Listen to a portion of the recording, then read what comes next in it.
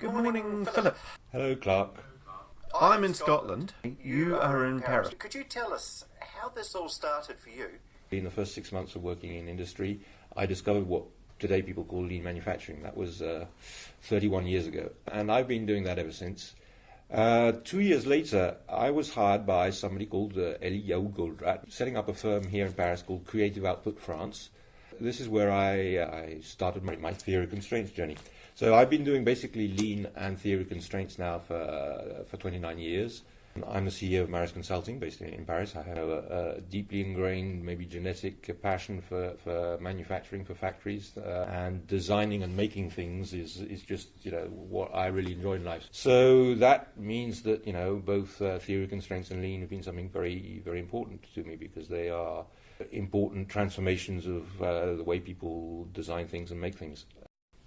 Well, you say that the 5 focusing steps are marvelous. I think they're wrong. I think the 5 focusing steps are wrong, and I'm saddened that they're still presented as the way of doing the theory constraints. I don't agree at all. The first steps are okay: identify, exploit, subordinate, elevate. So you're getting more and more out of your bottleneck until step 5.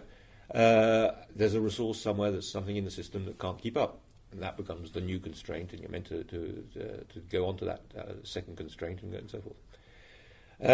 I'm okay with that, probably the first year, the first iteration, because maybe we'll talk about it. Often people have the wrong bottleneck or a bad bottleneck in the factory, right? The example I just gave of quality control, that's a very bad bottleneck. But my view of the theory constraints is that if you practice just the 5 focusing steps, you're being very short-sighted and iterative. You have no strategy. You're just bottleneck hunting. And I don't like that. That's not my way of doing theory constraints. My idea is that Elie quite rightly said all the systems are unbalanced, right? Or factories are unbalanced, the unbalanced plant and stuff. That goes back to the goal.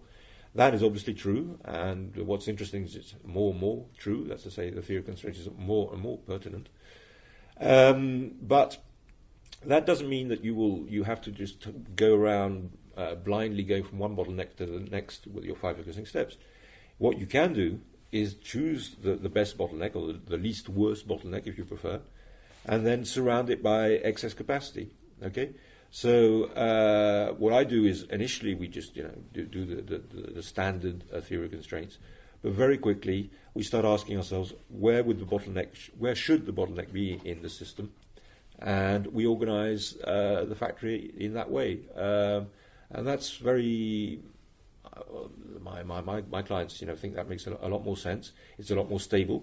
One of the things, you're changing the whole focus, the whole organization when you change a bottleneck or constraint from one place to another.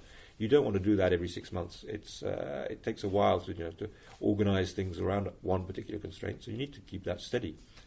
So that's what we do normally, sometimes quite quickly, sometimes it takes a year.